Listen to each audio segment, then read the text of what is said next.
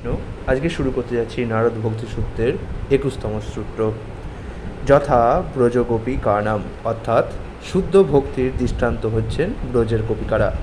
এই সূত্রে নারদমুনি বলেছেন যে আমাদের ভক্তি কেমনভাবে করা উচিত, আর ভক্তির জন্য তিনি কোন উদাহরণকে বেছেছেন?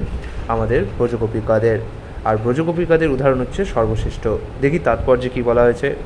19 সংখ্যক সূত্রে নারদমুনি ভক্তির চূড়ান্ত সংজ্ঞা প্রদান করেছেন। তাতে তিনি অনিবার্যভাবে উল্লেখ করেছেন যে ব্রজের গোপিকারা হচ্ছেন সর্বশ্রেষ্ঠ ভক্ত। নারদমুনি হয়তো উদ্ধব, অর্জুন, প্রহ্লাদ মহারাজ অথবা মা যশোদার মতো বিখ্যাত ভক্তদের উল্লেখ করতে পারতেন, কিন্তু তিনি একমাত্র গোপীদের দৃষ্টান্ত প্রদান করারই মনস্থ করেছেন। নারদমুনির অভিমত আর সমস্ত আত্মোপলব্ধ বৈষ্ণবগণও গ্রহণ করেছেন, কেননা গোপীরা ভগবান শ্রীকৃষ্ণের শ্রেষ্ঠ প্রেমিকা রূপে খ্যাত।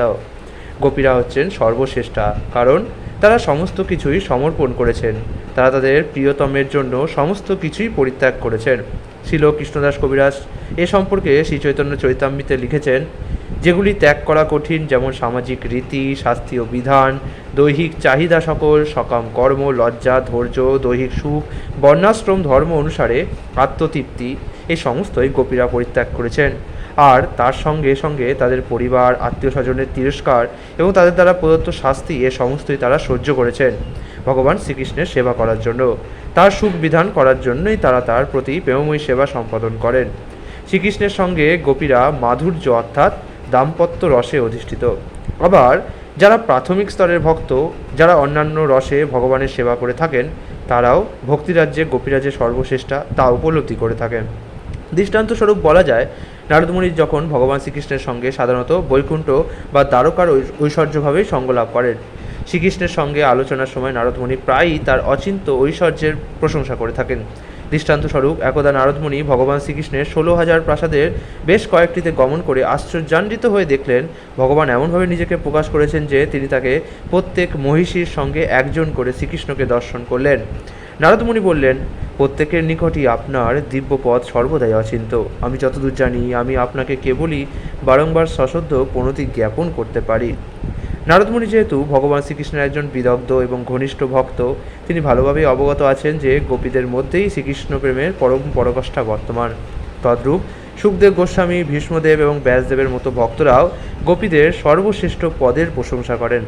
এমনকি নির্বিশেষবাদীরাও গোপীদের সঙ্গে শ্রীকৃষ্ণের মাধুর্য লীলার প্রশংসা করেন, যদিও ওরা তা বুঝে ওঠেন না।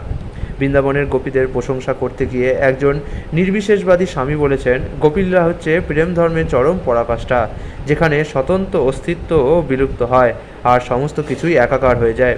সে গোপীদেরই হোক বা অন্য কোনো জীবের জন্যই হোক না কেন, স্বতন্ত্র অস্তিত্ব বিলুপ্ত হয়ে যায়, কিন্তু সেটি যথার্থ নয়। আমরা পূর্বে উল্লেখ করেছি যে ভগবান শ্রীকৃষ্ণ স্পষ্টভাবে বারবার বলেছেন, তার এবং জীবেদের উভয়ের স্বতন্ত্র অস্তিত্বই চিরন্তন। গোপীরা অবশ্য তাদের ব্যক্তি স্বার্থ সম্পূর্ণরূপে হারিয়ে ফেলেছিলেন। ভগবান শ্রীকৃষ্ণের স্বার্থই তাদের স্বার্থে পর্যবসিত হয়েছিল।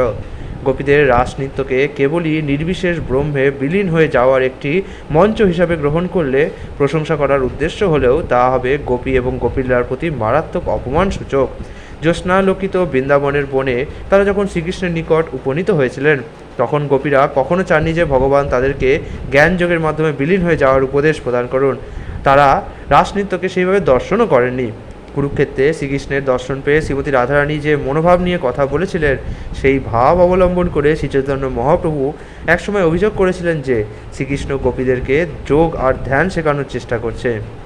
প্রিয় কৃষ্ণ, পূর্বে তুমি যখন মথুরায় ছিলে, তখন তুমি আমাকে মনোধর্মী জ্ঞান আর অলৌকিক যোগ শেখানোর জন্য উদ্ধবকে পাঠিয়েছিলে।